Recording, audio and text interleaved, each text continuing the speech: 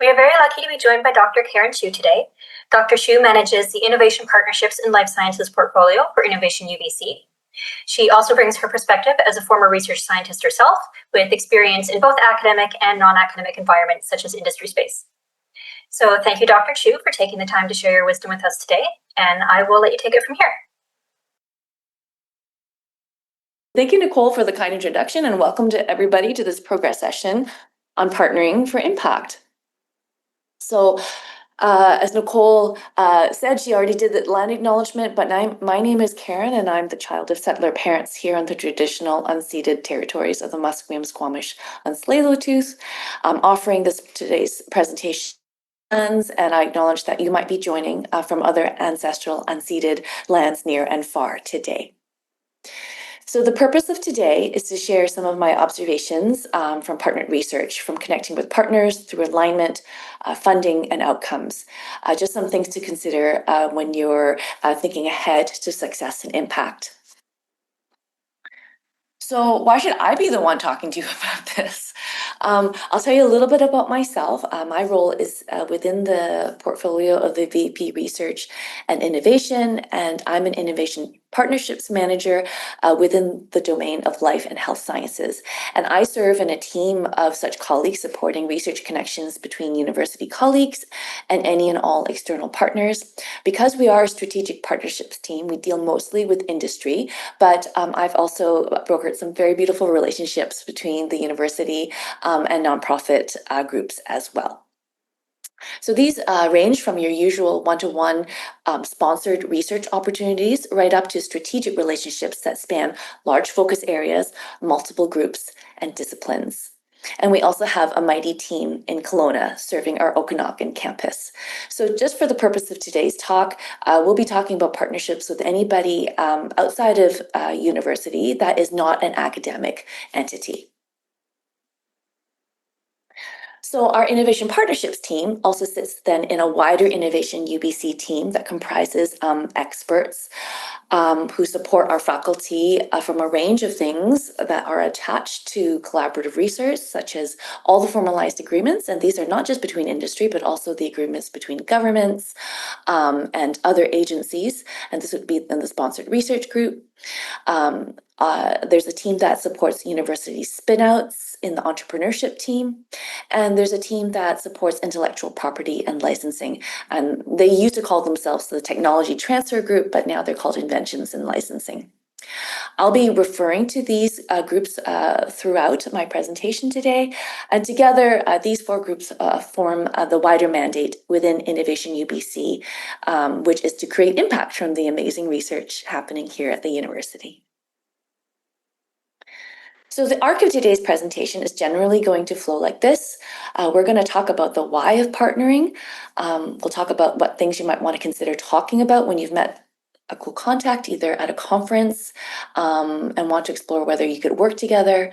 And then we'll talk about a couple of things that people should be considering a little bit further down, first of all, upstream and then downstream. The first is funding pathways that might help make the most of your working with either a community or an industry partner, and some potential pathways and resources for when that research outcome can have impact beyond a scholarly publication.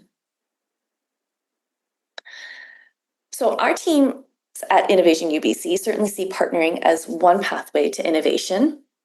And you might be asking yourself the question, but is innovation part of that university mission? And what is innovation?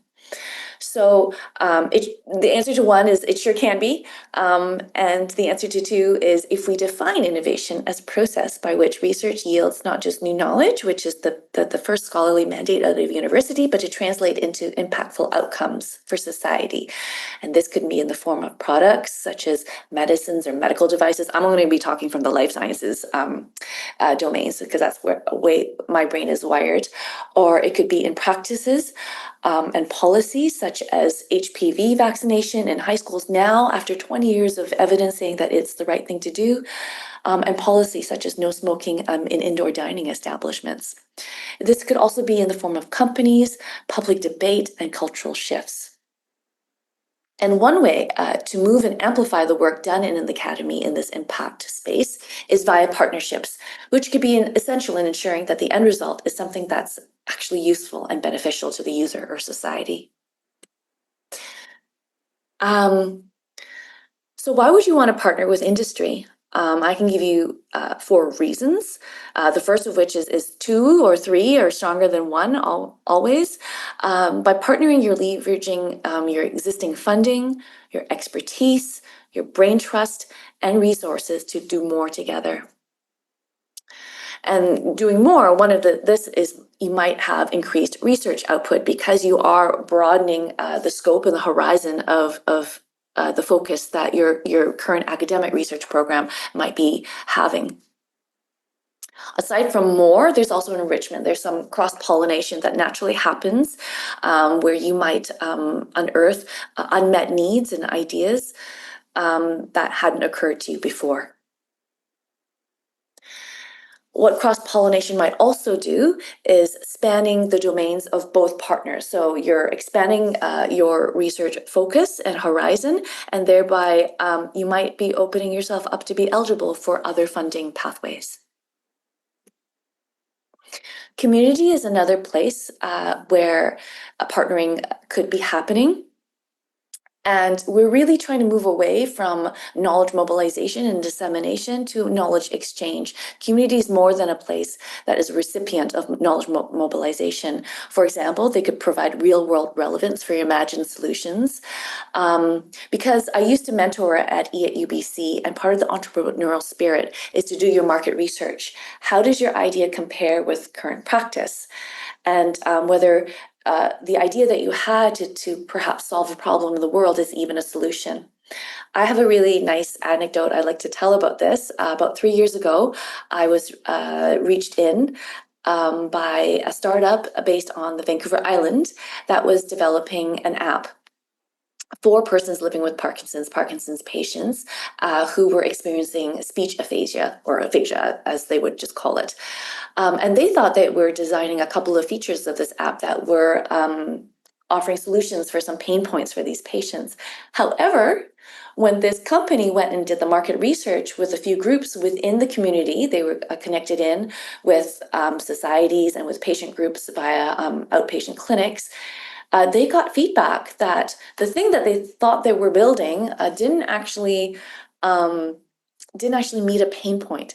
And by way of gathering that feedback and doing their market research, they were able to pivot how they designed their app and what and from the current offerings to a new functionality that actually addressed aphasia and speech therapy, and also speech therapy exercises that persons living with aphasia could actually do to address their needs. So that was a really beautiful story of two-way exchange of how the community can enrich your research. Also, if there's interest and alignment, the connections with the community might offer real-world testing of your solutions, right, to assess how they actually perform in comparison with current ones. So presenting themselves, if there's alignment with that community group, a natural test bed of sorts. As with industry connections, there's going to be naturally some cross-pollination. Again, the synergy of your unmet needs, ideas, and maybe, as in the case of this app for speech aphasia, new use cases. And aside from the whole broader funding opportunities, the cross-pollination also ensures your work has real-world impact. So rounding back out to the relevance thing, seeing basically the changes that perhaps this company had made to this app actually working in the community for like a better future for these people. Okay, so you're at a conference or a networking event and you think you might have just met a future partner. What are some things that you might want to talk about? I can break it down into 4 pieces, and that's what I'll be talking about next. You always start with a why. I love Simon Sinek and I love his golden circle, and you always start with a why and what problem would you like to solve together, because that can give real context on whether you're talking about the same thing. How might each of you get there? And this gives you context as to whether or not you would actually be good partners, whether you are actually complementary. Another important piece is what will you get out of the project. It's very important to come at any mutual partnership with knowing that you're each offering something that the other needs, and you're both getting what you need out of the project. And then finally, two details. Just like with any marriage, you got to get the scary details out of the way, and that's funding and what to do with outcomes that may or may not be publishable or protectable.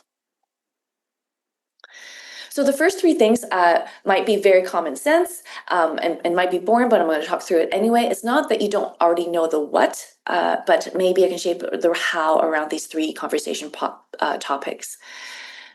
And the first is about problem definition, or starting with a why. What is the real world problem that both of you are interested in solving?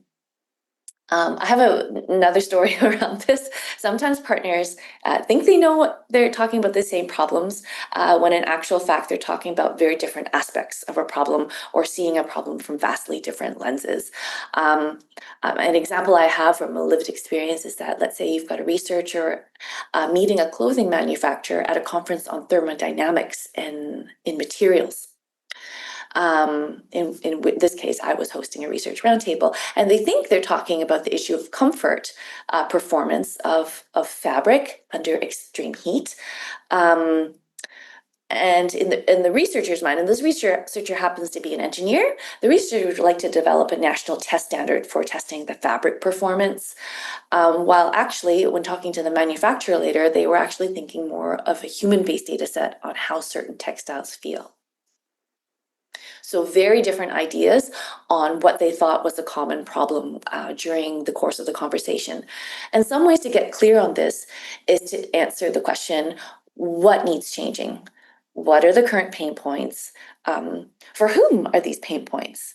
And how are the current solutions failing? And who is it failing? And another way to talk about the problem is how things might change with your solution. What would the world look like after you've worked together? Who wins? I just find that just approaching this piece of the conversation by adding context and using active listening, you could really capture this important first understanding to see if you're even talking about the same problem. Next, outside of the why, it's the what part of the relationship. So you've talked about the problem that means something to both of you. Now it's time to talk about how you solve that problem. This sounds super common sense because this is likely the most natural part of the conversation. When you're excited about a thing or a problem that you'd like to solve, you're going to just naturally share your perspective on how you do it, and in the process share which of your capabilities you'd be using to do this. But by actively listening to each other when you share this, you're gathering information about the next piece, which is what you both have to offer. Where do each of you have expertise and resources, and where could each of you use support or an external collaborator? And when you guys share this, you're able to figure out if the jigsaw pieces of your respective expertise and resources fit to form a collaborative project that actually gets to the finish line. And finally, it's important to be upfront with both potential challenges and opportunities that arise when you're working together. Do either of you have a deadline or time urgency for this work? Are extra or third-party resources necessary for the project? And and maybe one of you has an inside scoop on maybe an upcoming federal initiative that you might co-apply for. So that's really important to talk about, like opportunities and challenges in any potential project. And finally, once you've gotten past the technical pieces of that particular project, or the really scientific niche pieces of the project, I like to call this part of the conversation the what's in it for me piece. Again, the slide might seem super basic because many of these items that I'm going to talk about is made as assumptions. But in my experience, all great partnerships are built on mutual agreement that both partners are getting something of value out of working together. So while you might already be excited about working with a partner because you know your research is going to have real world impact, it's going to broaden your research horizons and include a new application or use case, or even open up a new funding avenue in the form of your partner, say so to your partner. Conversely, don't be shy about saying that by partnering with you in UBC, your partner is tapping into academic research excellence, talented students and research fellows. They've got the a pathway to unlock matched funding via federal programs that are only available through universities. And the case is a larger partnership, a public one or a strategic one. Brand alignment might be important to the partner as well. And finally, this last two details, funding and outcomes. So the first is funding. Research is work and requires human and material resources. So talk about the budget for this work. Does your partner have funds? What can they offer in kind? If the partner's budget is insufficient, or if you want to be ambitious, is the partner open to co-applying for grants? And what would be the timeline for this? And this is one source of tension and friction between the academy and industry, as some of the audience might already know, is that industry works at a much faster pace than the academy, and it's always worth having that conversation and to lay it out for any industry and private partners that funding instruments and agencies have their own calendar, their own schedules, and their own cycles, that peer review is involved to ensure that the research is of high quality, and to factor that into any timeline that you might be imagining together. Next, outcomes. So what if magic happens and the project is very successful? So the very first thing is publishing. Knowledge dissemination and research articles are part of university mission, and the partner should be made aware and plans made to ensure that you and your trainees can publish. And in the case that the results can be taken further to applicable solutions, it's worth talking about what the partner envisions in terms of intellectual property, what are their thoughts on this, and licensing. Just by asking open questions without assumptions, that's the most important part, and gathering information in an open way, it's the best way to gather the information so that down the line, the right teams at UBC, and I'll be talking about these later, can support you in drafting the agreement with the industry partner. So next I'm going to be talking about some funding pathways that colleagues working in mental health might consider when working with partners. What's not in scope of this talk and in the next section are as I mentioned at the beginning of the hour, purely academic collaborations, because those are largely funded, can largely be funded by federal and provincial funding initiatives and also university initiatives. And also not in scope of this next section are clinical trials, because that has its own set of investigator and industry sponsored regulations. I'm talking here about research projects, academic research projects with outside partners. So let's talk about the community partners first. If you're thinking about working with a community partner, such as a society or nonprofit community group, here are some pathways that you might want to talk about when the idea of funding comes up. I'll just be straight up from my experience. Partner funding for nonprofits and societies is usually extremely limited or non-existent. You'll likely need to supplement with other sources. If there is a society that supports that partner's particular interests, they may well have funding for the work. And I imagine the audience here is deeply acquainted with groups such as the BC Mental Health and Substance Use Service and the BC Schizophrenia Society Foundation, among others. Health Research BC partners with some societies. It's a very limited list, but they do partner with some health societies to make their funds go further. And you can check out their website for all the partnered awards that they support. And finally, foundations are another avenue to explore. They fund both independently in terms of the actual project, but this is usually via very specific calls. So be mindful to read through that language or in partnership with societies. So if you're working with industry partners, they'll presumably have more technical and financial resources to contribute to the project.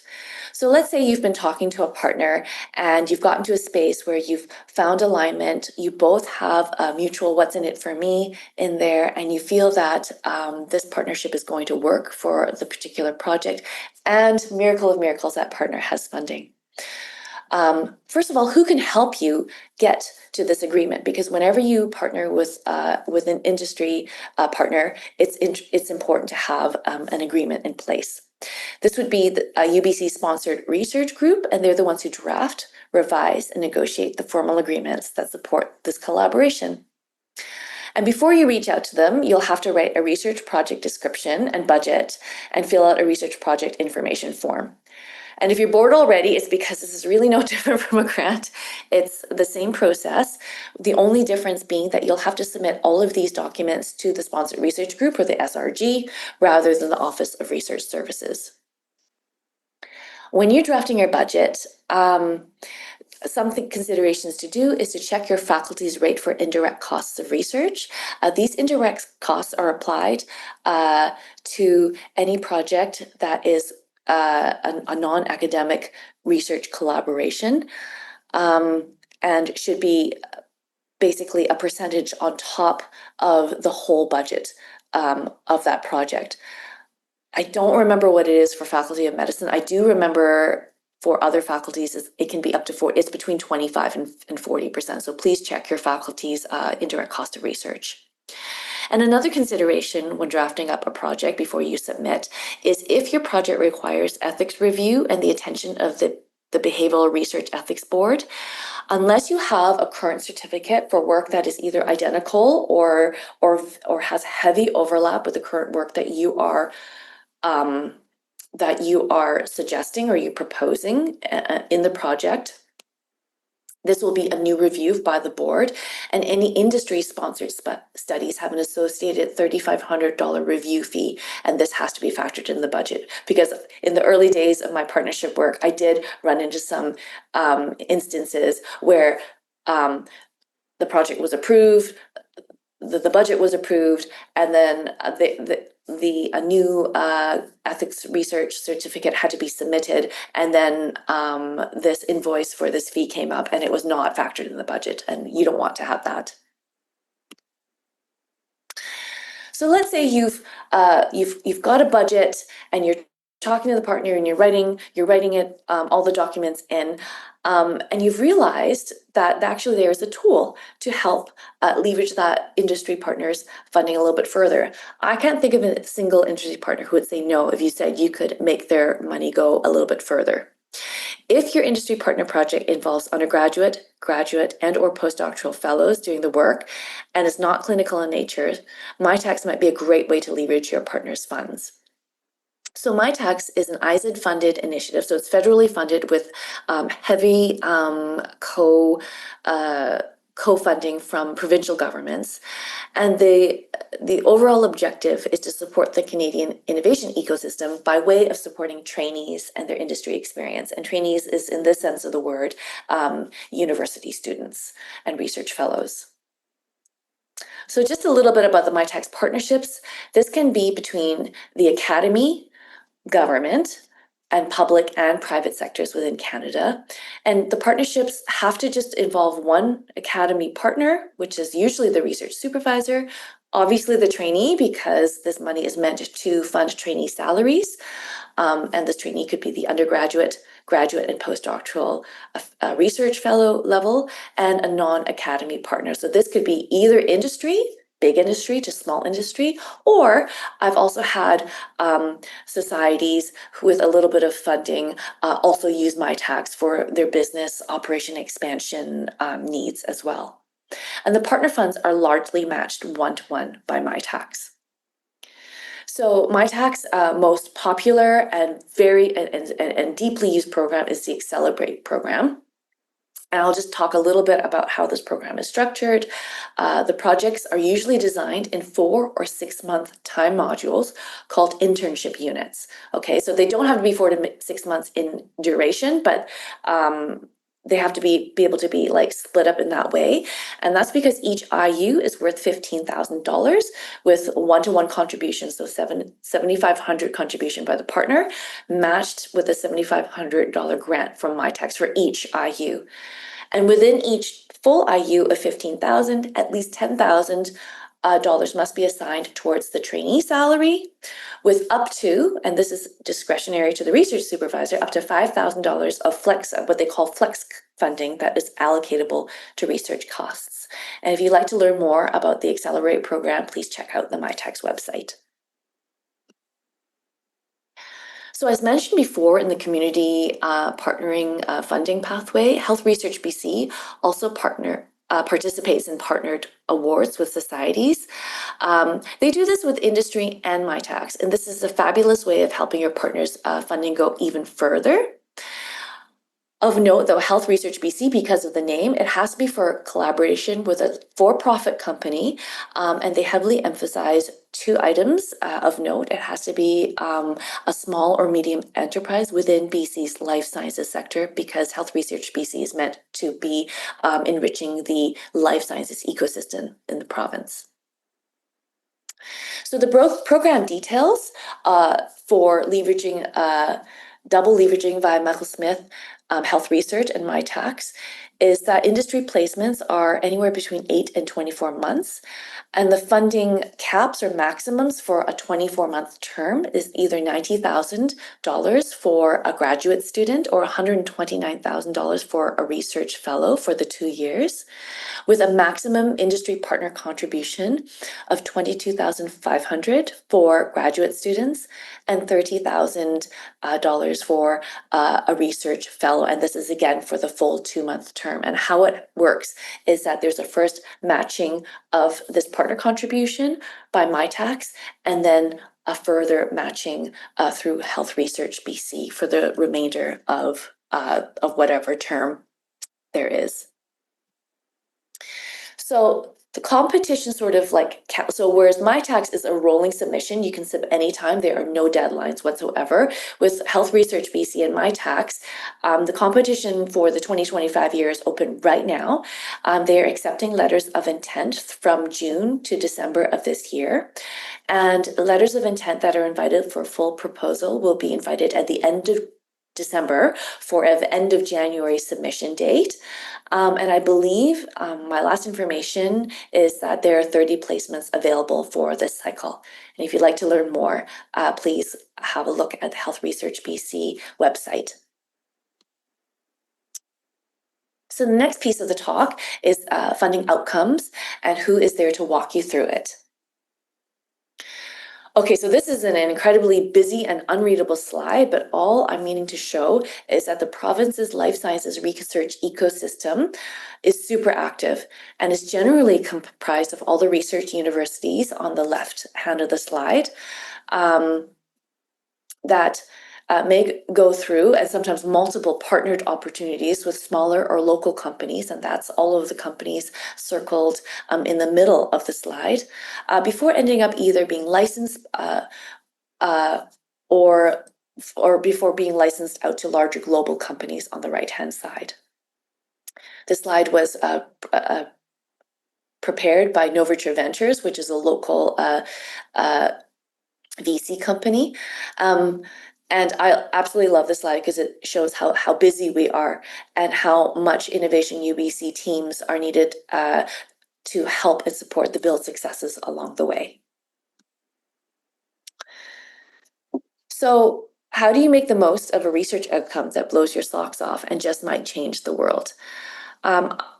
This can't be a talk on IP itself and what to do with it, but suffice it to say that the university has really clear rules on what background intellectual property is and how to handle joint inventions. But in general, the very general rule is with industry-sponsored, university-executed research, where the researcher has the sole inventive role in any intellectual property that might arise, this IP is considered to belong to the university with the inventor named. However, the policy is that UBC will grant the sponsoring partner or the inventor, if asked, under certain agreements, a fully paid up, non-exclusive, perpetual, sub-licensable, transferable, royalty-free, worldwide license to use and exploit the UBC inventions without any further accounting to UBC. This is to the sponsoring industry partner under certain agreements. And for inventors and startups, there's a different set of agreements. But all suffices to say, even though the university owns that IP, there are always ways to assign use of that IP to the inventors and to sponsoring groups. Suffices to say that all these and other considerations will be papered by, again, the sponsored research group when you do your collaborative research agreement. So if you think you've made an invention, and if so, there are domain experts in the inventions and licensing team at UBC who are eager to listen to your journey and ask the right question, answer yours for future work considerations, and guide you through an invention disclosure and further downstream. They're extremely helpful, and I've seen this firsthand in meetings that I've sat in giving guidance when you've like to partner with a company. But if you yourself might have considerations around prior art or IP or background IP and how that might impact the incomes, they're very, very adept at this. And all you need to do is reach out to that team, and they will schedule a meeting with you before basically chaperoning on future talks and downstream talks with that partner. And finally, if you think you've stumbled upon a solution that might merit its own venture to bring it into the wide world, and certainly if you were already talking about IP that is protectable and have submitted an invention disclosure, the team at Inventions and Licensing will signal this to you that this might be worthwhile of a venture. And you think you have the energy to take the leap, this very scary and brave leap into entrepreneurship, the ventures team has an entire network and programming to coach you through the crucial first years of your startup. Via this and via collaboration with Isaacs, the venture team also has maker and office spaces on offer for select ventures. So I'm coming to the end of my talk, and here I've just put together a short list of resources where you could gather timely information that could help your partnered research journey. I've already talked about the sponsored research group and the MyTax Accelerate and Health Research BC. For double leveraging, that might be appropriate for researchers within the Institute of Mental Health. But if you haven't already subscribed, the UBC Research Digest is a useful newsletter to keep notified of not just provincial and tri-agency, but also non-tri-agency and society funding calls that might be occurring in the ecosystem. And that's the end of my talk. Thank you for joining.